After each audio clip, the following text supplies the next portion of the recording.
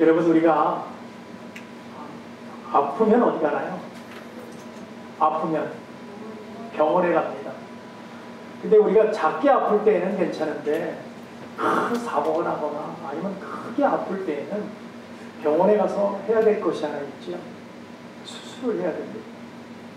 우리가 수술을 하는 데에 만약에 마취약이 없다면 어땠을까요? 마취를 하지 않고 그냥 수술을 한다고 생각해 보셨습니까? 생각하기도 싫죠, 사실은. 우리 가운데 수술을 한 번도 안 해보신 분들은 잘 모를 거예요. 저 같은 경우는 뭐 너무 잘합니다. 그 정신이 오고 살짝 혼미해지는 그 마취가 약이 싹 들어오는 그 순간, 그건 느낀 사람만이 압니다. 기분 안 좋아요, 굉장히. 만약에 우리가 마취약이 없이 그냥 수술한다면 그 고통을 우리는 상상하기도 싫을 거예요. 너무너무 힘든 일이 우리에게 생기는 일이죠. 정말 끔찍한 일이죠. 그래서 마취약은 우리에게 꼭 필요한 거예요. 너무너무 정말 꼭 필요한 것이다. 근데 이 마취약이 언제부터 사용됐나 제가 좀 한번 서치를 해봤어요. 그랬더니 사실 19세기 이전에는 마취약이라는 게 없었어요. 그래서 그때 당시에 이 수술을 하거나 이 병을 고치려면 할 때에는 그 너무나 고통스러우니까 그 고통을 없애기 위해서 때로는 대마초를 좀 피게 했고 때로는 환각종을 좀 가질 수 있도록 마약을 좀 이렇게 줬습니다. 그런 상태에서 수술을 했어요. 근데 또 그렇게 해도 사람의 정신은 그냥 있잖아요. 때로는 거기에 뭐 독한 술 이런 뭐 마리아나 마약을 주지 못할 경우에는 독한 술, 뭐 럼주나 뭐 브랜디나 이런 거 아주 독한 술을 좀 먹고 정신이 약간 혼미하게 만든 다음에 수술을 했는데 그래도 그 아픔은 그냥 생생하게 전달되도록 들어오기 때문에 큰 장정들이 붙들고 그러고 나서 수술을 했답니다. 그러다 보니까는 때로는 너무 그 아픔과 고통이 밀려오니까 그 쇼크 때문에 수술 때문에 죽는 게 아니라 쇼크 때문에 죽는 사람도 있었다는 거예요. 그 고통이 얼마나 심했는지 그 쇼크는 말할 수 없다는 것이죠. 어마어마한 그 고통이 밀려온다는 거예요. 이 어렵고 힘든 정말 우리 환자들에게는 너무 저주스러운 그런 모습이었지만 그러나 그 수술이라는 그 단계가 너무 힘든 것을 통과해야 되는 거였지만 그러나 마취제를 발견함으로 인해서 그것이 얼마나 수월해지고 쉬워졌는지 모릅니다. 그래서 아주 우리가 잠자는 동안에 얼마나 안전하게 수술을 합니까? 하나도 못 느끼잖아요. 깨고 나서 아프다 이제 그 정도지 수술할 때는 전혀 모릅니다. 그래서 이 마취제는요 18세기 말경에 어떤 기체 연구하는 그 과학자로 인해서 우연히 발견됐다고 합니다.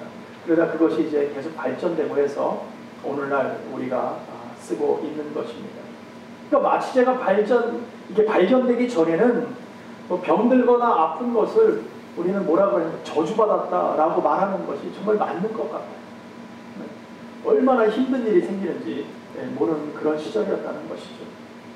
그래서 우리가 이 마취제를 통해서 이것을 사용한 지는 불과 200년 정도뿐이 안 되는 거예요. 200년. 얼마 안 되잖아요. 미국에 생긴 지가 이번에 독립기념일이 얼마죠? 230몇 년이죠.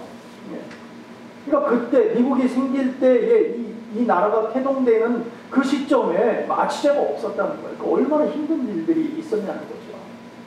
그렇게 오래된 일이 아닙니다. 저희 할머님이 100살이니까 한 세대가 바로 전이었다는 거예요. 그렇죠? 그렇게 오래된 기간은 아니라는 거죠.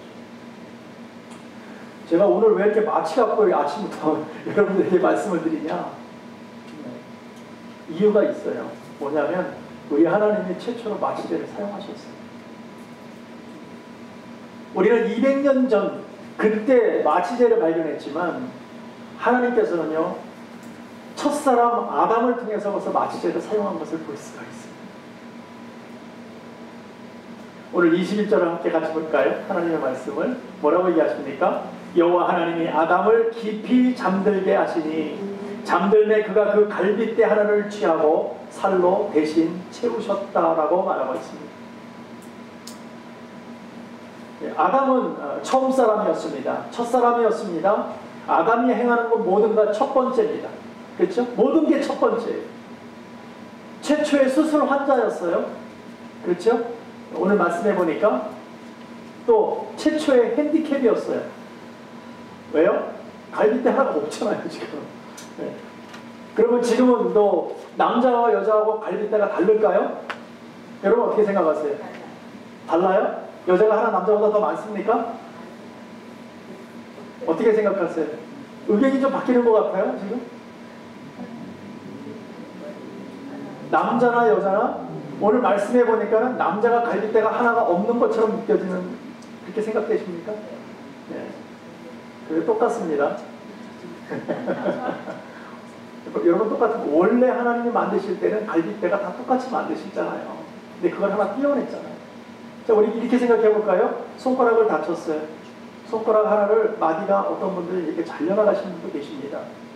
잘려나갔다고 자식이 손가락이 잘려서 나온 건 아니잖아요. 똑같이 손가락이 그대로 갖고 태어난단 말이에요. 그거와 마찬가지로 나만 없는 거예요. 나만. 아담만 그때 있었다가 하나 빼진 거지요. 네. 저희들은 똑같이 가지고 있습니다. 이처럼 하나님은요, 아담에게 인류의 역사상 가장 처음으로 마취제를 사용하셨어요. 깊이 잠들게 해서 아담이 느끼지 못하도록, 아픔을 느끼지 못하도록 깊이 잠들게 해서 그 옆구리 갈비뼈를 취한 것입니다. 깨어나서 옆구리가 좀 아팠는지 몰라요. 여러분, 우리가 믿음 안에서 자신의 배피를 만난다는 것은요, 자신의 옆구리가, 아니 자신의 갈빗대를 아는 사이예요. 이 배필이 이만큼 중요한 거예요. 이 원리를 우리가 좀 알게 되면 우리 부부간에도 함부로 할 수 없어요. 아무리 미워도, 아무리 싫어도 하나님께서 허락하신 그 짝은 나의 반쪽이에요. 아니 나의 전부예요. 네. 그 갈빗대로 만들어졌기 때문에 바로 그가 나다라고 보면 되시는 거예요. 내 아내가 왜 저래? 내 남편이 왜 저래? 아니요. 그게 나예요. 나. 근데 우리 그거를 자꾸 잊어버려요.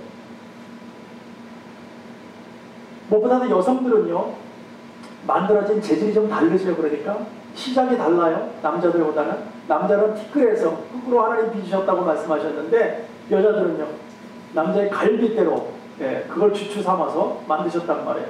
여자들이 좀 더 고급스럽게 만들어지신 거예요. 여자는 뭔가 우아하고 아름답지 않습니까? 남자들보다 좀 투박하지. 남자들은 투박하잖아요. 여자들은 아름답고 이쁘고, 왠지 모르게 뭐 꼭 그런 거는 아니지만 재질이 좋아서 그런지 여자들이 남자보다는 좀 더 살아요. 통계학상으로 3년 정도 더 많이 산답니다. 이유는 잘 모르겠어요. 아마도 재질이 좋아서 그렇구나. 최초에 하나님께서 흙과 갈비는 좀 다른 것 같아요.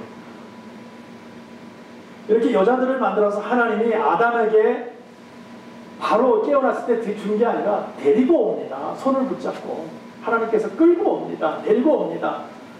그러고서 아담이요, 그 여인을 딱 보고 나서 이렇게 고백을 합니다. 23절입니다.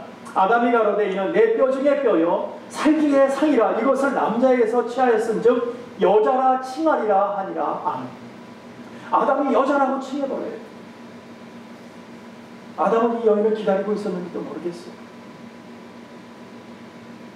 왜냐하면 자신의 옆구리가 시리고 아팠으니까. 무슨 일이 벌어졌습니까? 그러면서 여자를 하나님께서 데리고 오니까 오자마자 아, 이 사람이 내 옆구리였구나. 내 갈비였구나. 나의 뼈였구나 라는 것을 보고 알게 되었던 것이죠. 저 여인이 바로 나였구나. 내 것을 통해서 나온 바로 그 여인이었구나. 바로 저 사람이 나였구나 라는 것을 알게 되었던 거예요. 그러니까 정말 소중한 사람이라는 것을 깨닫게 되었던 것입니다. 그리고 여인을 아담이 여자라고 칭하게 됩니다. 여자라고 부르게 되는 거예요. 근데 여러분, 아담이 그 이름을 얼마나 잘 짓는지 정말 너무너무 잘 지은 것 같아요.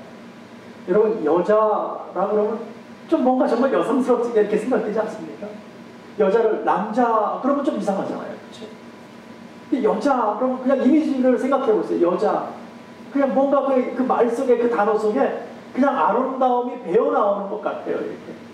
근데 남자 그러면 그 아름다움이 배우는 게 아니라 뭔가 좀 투박한 게 나오는 것 같아요. 그렇지 않습니까?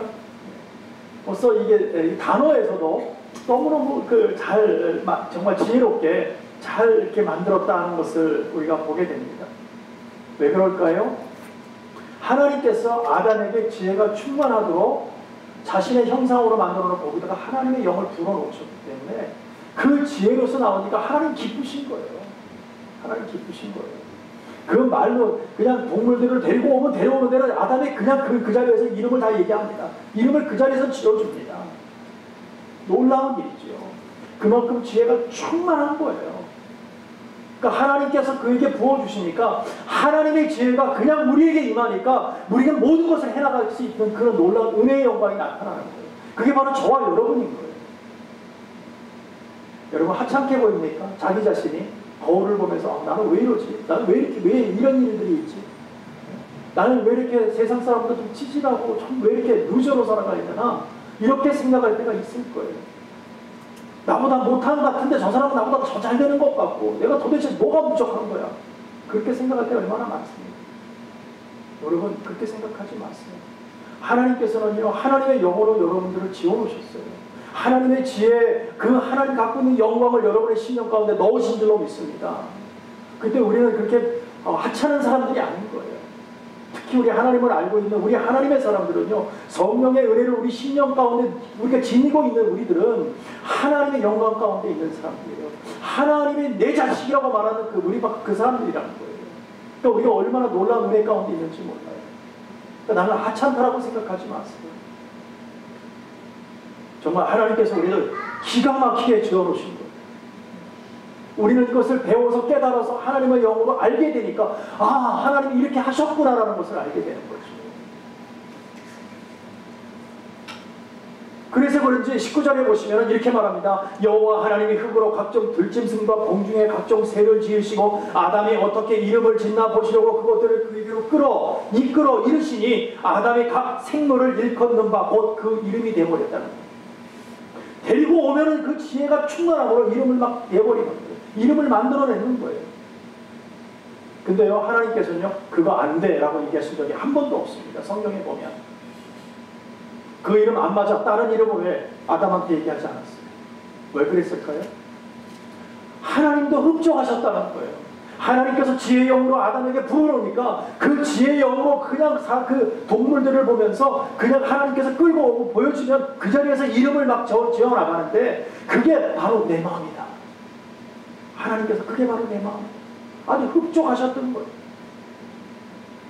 나와 합한 마음이기 때문에 컴플레인이 없으신 거예요. 하나님께서 잘했다 나만 잘했다. 하나님의 형상으로 우리를 만들고 그 지혜를 우리에게 부어넣어 주시니까 우리가 그것을 보게 된 거예요. 우리가 그런 지혜가 우리 갖게 된 거예요. 아담만 그렇습니까? 아니요. 우리 모두에게도 이 줄로 믿습니다. 그래서 우리가 살아갈 때 얼마나 지혜가 많습니까? 그래서 지혜는 어디 가서 배우라고요? 지혜를 어디 가서 배우라고 합니까? 성경에? 노인한테 가서 배우라고 하잖아요. 우리 노인들이 얘기하면 아우 됐어 노인이 뭐라 그러 옛날 사람이 뭐라 그러 우리 항상 그래요. 들으려고 하지 않아요. 부모들이 얘기하면 옛날 고루한 얘기라고 안 들으려고 해요. 됐어 엄마가 뭐라 그러 아빠가 뭐라 그러 맨날 지만 알아. 네. 아니요 그렇지 않아요. 저는요 가끔 우리 할머니한테 놀릴 때가 있었어요. 지금 아파서 누워 계시지만 그분이 때로는 제가 막 이렇게 다른 일을 할 때 그분의 앉아서 뭔가 생각해내고 지혜를 나오는 거 보면 어떻게 저런 생각을 해낼 수 있을까? 깜짝깜짝 놀랄 때가 있어요. 그게 바로 인생이 열리는 줄로 믿습니다. 우리는 눈앞에 것만 보고 있지만 그분은 인생을 그만큼 살아오신 거예요. 살아온 그 지혜와 지략과 그 모든 것을 합쳐서 지금 오늘 세월이 나오는 거예요. 그러니까 몸은 연약하고 잘 들리지 않고 잘 보이지 않고 힘들지만 그러나 그 머리는 늙지 않다는 거예요. 그 마음은 늙지 않다는 거예요. 날마다 지혜가 새로워지는 거예요. 그래서 하나님께서도 그걸 아시는 거죠. 여러분, 우리가 분명하게 하나님의 사람들입니다. 하나님께서 우리에게 허락하신 지혜를 우리의 것으로 승화시켜서 우리의 것으로 나타내려고 하지 말고 하나님과 동일한 은혜 가운데 하나님 바라보면서 하나님께 올려드리는 지혜가 되기를 축원합니다. 그럴 때에 놀라운 하나님의 일들을 해나갈 수 있는, 아담이 이렇게 막 동물들을 보고 지었을 때 저는 가만히 생각해 봤어요. 우리가 흔히 접하고 있는, 우리가 항상 볼 수 있는, 우리가 소고기 잘 먹잖아요. 소를 갑자기 소가 생각이 나는 거예요. 그래, 정말 소 같아요. 네? 큰 눈을 껌뻑하면서 꼬리를 파리를 이렇게 쫓아가면서 정말 소 같아요. 그 이름이 너무너무 잘 어울리는 거예요. 소를 막 개라 그랬으면 어떻게 됐을까? 좀 안 어울리는 것 같아요. 개 그러면 막 팔딱팔딱 뛰고 꼬리 흔들고 반갑다고 막 그러는 게 개 아닙니까? 뭔가 가벼워 보이잖아요. 근데 소 그러면 육중한 게 뭔가 맞는 것 같아요. 네. 호랑이 그러면 뭔가 위험 있고 좀 호랑이 같아요. 느낌에 좀 크고. 근데 호랑이를 개, 고양이 이렇게 하면 좀만 안 맞는 것 같잖아요. 얼마나 그 지금 기가 막히게 졌는지 몰라요. 어떻게 그렇게 그런 단어들을 만들어내냐는 것이죠. 너무나 정말 지혜 가운데 있다는 것을 우리는 볼 수 있습니다. 뿐만 아니라 지금 아담이 살고 있는 데가 어디입니까? 에덴 동산이었어요. 이것은 부족한 것이 없습니다. 아주 풍족한 것이었어요. 하나님과 함께 하고 있기 때문에 무엇이 부족하겠습니까? 부족한 것이 없는 바로 그것이었습니다. 그런데 부족한 것이 하나 있었어요. 하나님이 보시니까 아담을 보니까 부족한 게 하나 보였어요. 뭐냐면 혼자 있는 거였어요. 혼자서 부족한 것이 왔다 갔다 하는데 보니까 너무 안타까운 거예요. 아유, 저거 혼자서 안 되겠다. 너무 안쓰러워 보여서 하나님께서 18절에 보면 이렇게 말씀하십니다. 여호와 하나님이 가라사대 사람이 독초하는 것이 좋지 못하니 내가 그를 위하여 돕는 배풀을 지으시겠다고 말씀하십니다. 돕는 배풀을 지으시겠다는 거예요. 여러분, 아담이 아무리 좋은 환경에 있더라도, 아니 심지어 하나님과 함께 있더라도 혼자 있으니까 외로운 거예요. 고독한 거예요. 그 모습이 하나님의 눈에 딱 걸렸던 거예요. 그래서 기뻐 보이시지 않아요. 요즘에 이거를 얼마나 많이 거스리고 살고 있습니까? 요즘 사람들 결혼 안 하잖아요. 안 하는 이유가 뭔지 모르겠어요. 그 다음에 결혼하고 애 안 낳습니다. 그 이유가 뭡니까? 하나님이 원하시는 거. 하나님이 원하시는 것은 결혼 전에 일찍 해야 돼요. 뭐 힘 닿는 데까지 애 낳는. 네. 요즘 세대하고는 좀 맞지 않지만 하나님이 원하시는 것입니다. 고독하게 혼자 사는 것 좋지 않아요. 여러분, 고독하게 혼자 사는 것은요, 그것이 낙원이라 할지라도 그것을 사막으로 바꾸는 거예요. 그것이 궁궐이라 할지라도 감옥으로 만들어버리는 거예요. 시간이 우리에게 오래 지나가는 것 같지만 금방금방 지나가더라고요. 저도 청년의 시절이 엊그제 같았는데 조금 있으면 제 딸이 시집가겠어요. 네. 올해 대학교 4학년이 됩니다.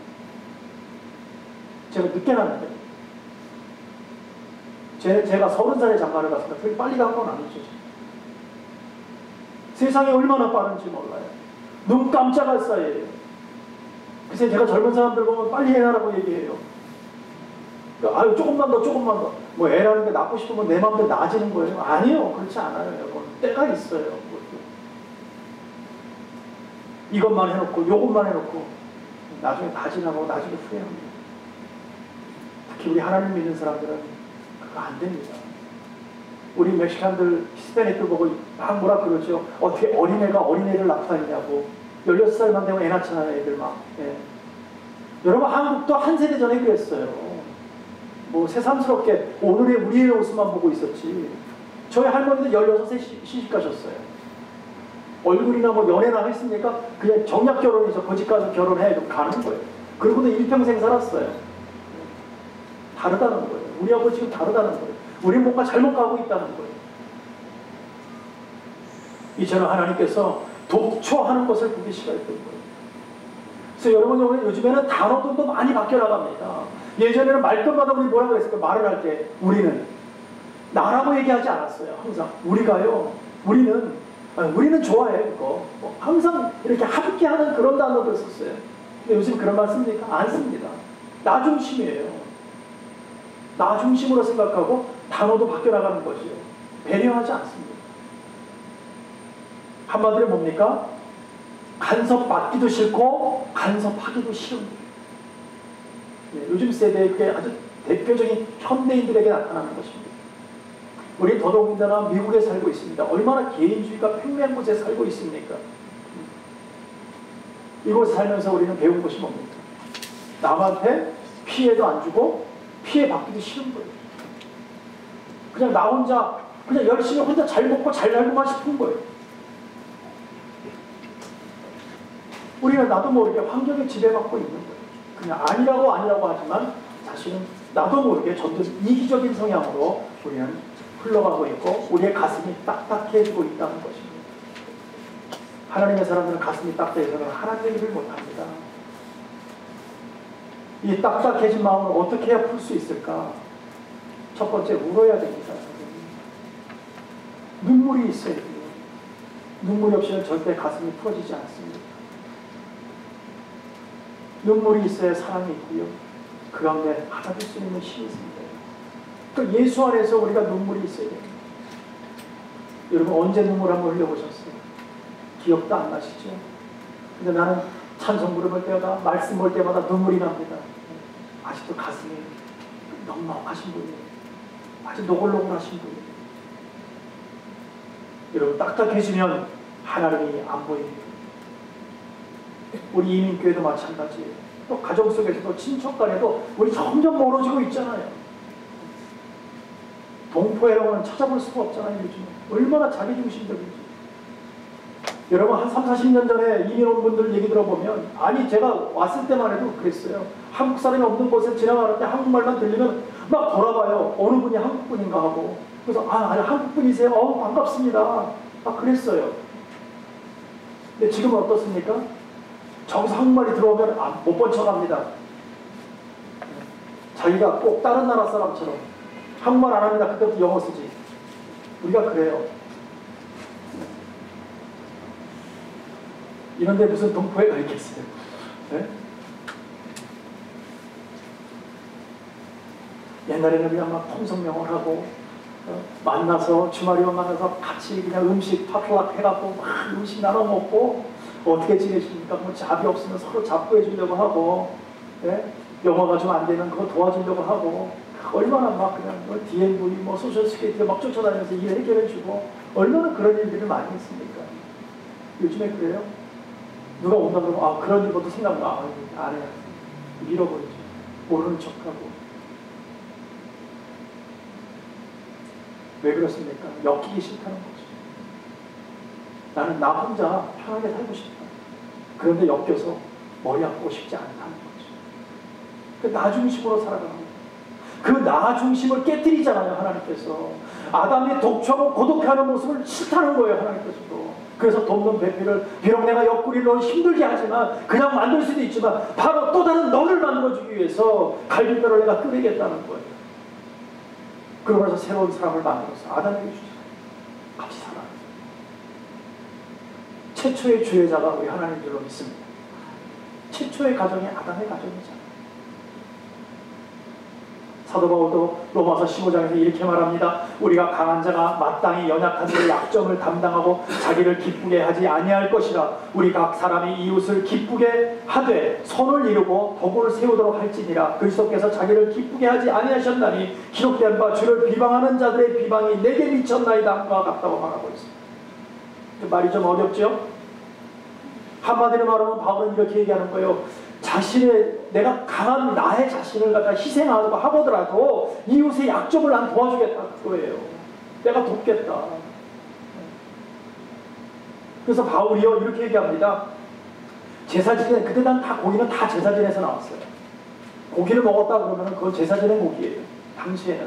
그래서 제사 지낸 고기를 내가 그걸 과감하게 먹음으로 인해서 믿음의 형제들이 실족하고 마음이 힘들어진다면 나는 그것을 먹지 않겠다. 왜? 믿음의 형제들을 보호하기 위해서. 나는 먹을 수 있지만 그 형제들을 위해서 나는 먹지 않겠다는 거예요. 나는 강한 믿음을 갖고 있지만 연약한 일에서 나는 내려놓겠다는 거예요.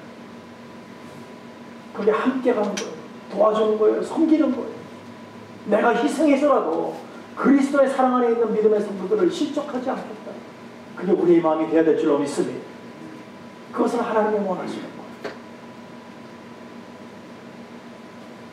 나라는 개인주의를 이제는 내려놓고 우리가 함께 집을 나누시는 함께라는 그 단어 속에서 우리가 함께 나갈 때에 하나님의 영광이 나타나는 거예요.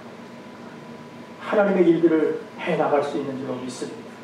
그게 주님의 교회가 되기를 축원합니다.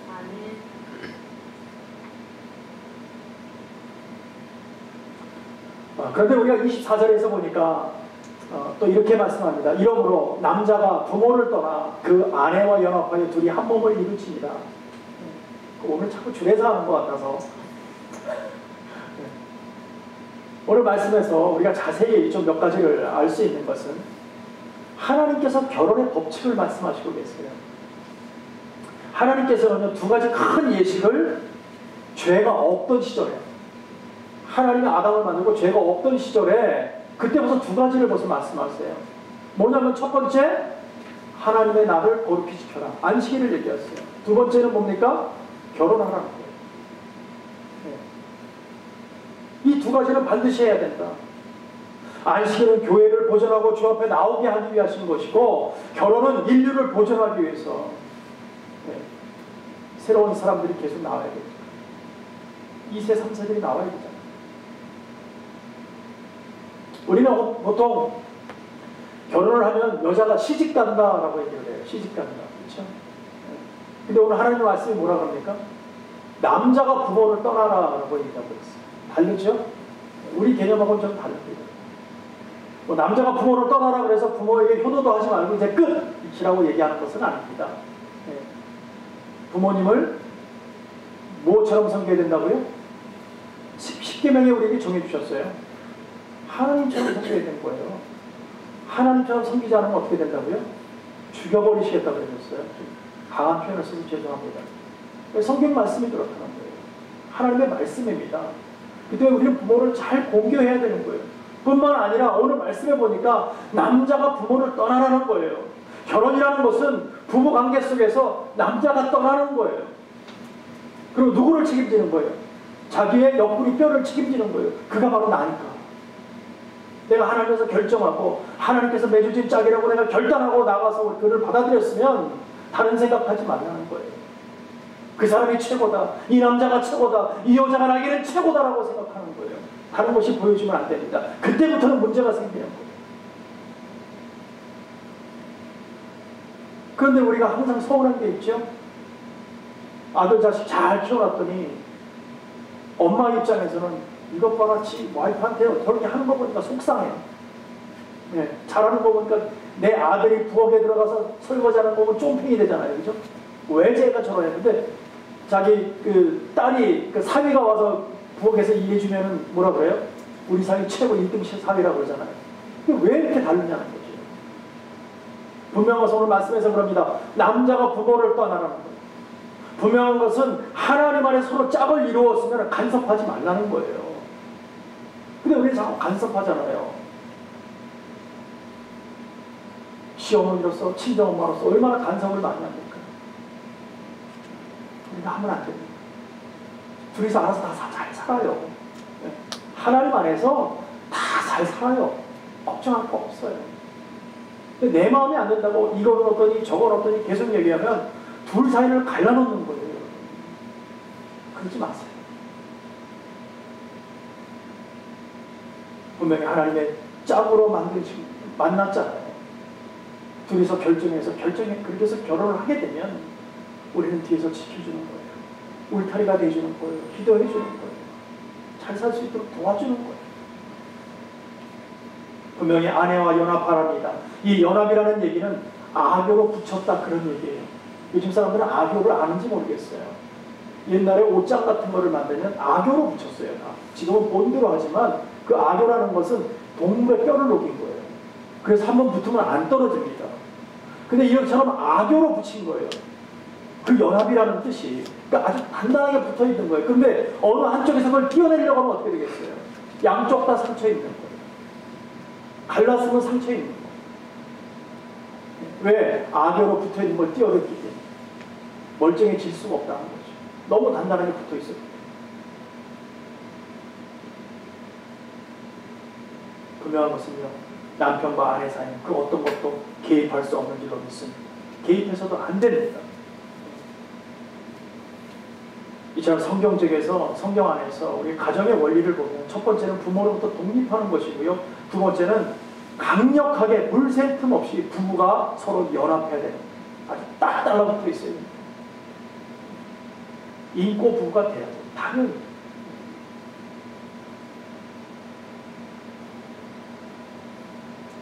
뿐만 아니라 부부관계에서는요, 투명해야 됩니다. 투명해야 돼요. 거짓이 있으면 그때부터 안 돼요. 그 문제가 있는 거예요. 왜? 또 다른 나에게 거짓을 하고 있는 것입니다. 내가 내 거울 보고 거짓말하고 있는 거 똑같은 거예요. 거짓이 있으면 안 돼요. 둘 가운데 죄가 끼면은 그때부터 문제 있는 거예요. 죄가 있어서는 안 돼요. 한마디로 말해서 부끄러움이 없어야 된다. 부끄러움이 없어야 된다. 말씀에서 25절에 보면 두 사람이 벌거벗었으나 부끄러워하지 아니했다. 이때만 해도 죄가 없었잖아요. 그러니까 부끄러운 것도 없는 거예요. 너무나 그냥 한 몸이라고 생각할 거죠.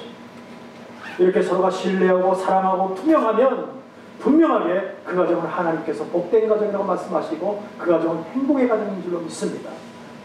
그러니까 그냥 두 사람이 부끄러움 없이 거짓 없이 투명하게 아름답게 하나님 앞에서 살아가는 거예요. 그게 가정인 거예요.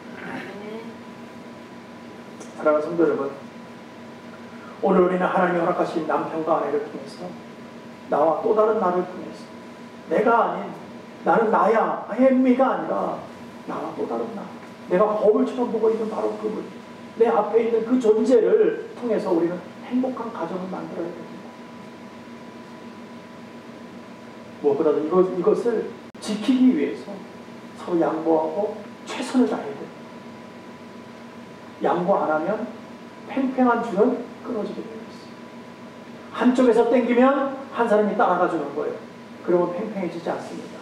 또 한쪽에서 반대에서 땡기면 한쪽에서 따라가 주는 거예요. 그러면요, 이 선은요, 팽팽한 긴장감이 없는 거예요. 자, 서로 늘어났다 줄어났다 늘어났다 줄어났다 하면 어떻게 되겠까요? 요새 뭐 밀당한다 그러죠? 그럼 어떻게 되겠어요? 고무줄이 계속 늘어났다 줄어났다 나중에 탄력을 잃어버립니다. 그러면 느슨하게 돼버려요. 탄력이 없어요. 그럼 우리 뭐라 그래? 결혼생활에 권태기가 왔다고 건조하다고 그러잖아요. 텐션이 없으면 그렇게 된다는 거예요. 그러니까 항상 한쪽에서 땡기면 한쪽에서 같이 가죠. 그 거리를 항상 유지해줘요. 한쪽에서 땡기면 한쪽에서 같이 가죠. 한 발자국씩만 양보해주면 된다는 거예요. 그걸 안 하잖아요. 또 한 가지는 절대 농담이라도 우리는 부부간에 비교하지 않기를 원합니다. 내 남편이, 내 아내가 비교하지 마십시오. 비교하는 순간부터 여러분들의 문제 있는 가정이 되어버립니다. 하나님께서 최고로 만나게 해주셨는데 나는 나에게 숙명이야, 나는 지질이 복도 없이가 아니라 하나님께서 최고의 반려자를 나에게 만나게 하셨다면, 우리가 그렇게 결정하고 내가 그렇게 하나님 앞에서 결단했다면 책임지라는 거예요. 책임져. 모든 것을 다 하나님께 미루지 마십시오. 하나님이 만나게 해주셨는데 왜 하나님이 이 사람이 이렇습니까? 여러분 그러지 마십시오. 왜요? 결정은 누가 한 거예요? 여러분이 하셨잖아요. 하나님이 원하시는 것은요, 사귀기 전까지는 좋다 이거예요. 그러나 결혼하고 한 몸이 되도록 결정을 했다면, 바로 그가 나다라고 결정이 됐다면 그 다음부터 후회 없는 삶을 살아라. 최선을 다해라. 다 용서하고 받아줘라. 한쪽만 그러면 됩니까? 아니요, 같이 그래야죠. 그것이 하나님이 원하는 아름다운 결혼 생활이다. 이럴 때 서로를 믿음 안에서 존중하고 사랑하고 서로 돕고 아끼며 나갈 때에 누가 뭐래도 아름다운 가정 되는 거예요. 누가 뭐래도.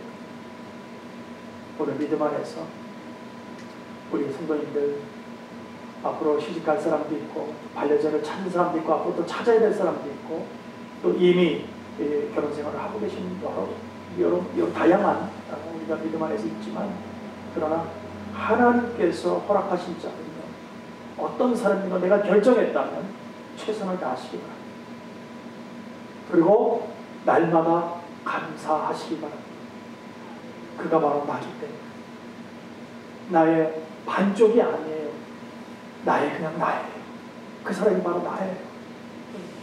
그때 우리는 그 안에서 서로 존중하고 하나님 말씀 안에서 행복을 찾고 서로를 돕고 이해하고 사랑하는 저와 여러분 되기를 간절히 축복합니다. 기도하겠습니다.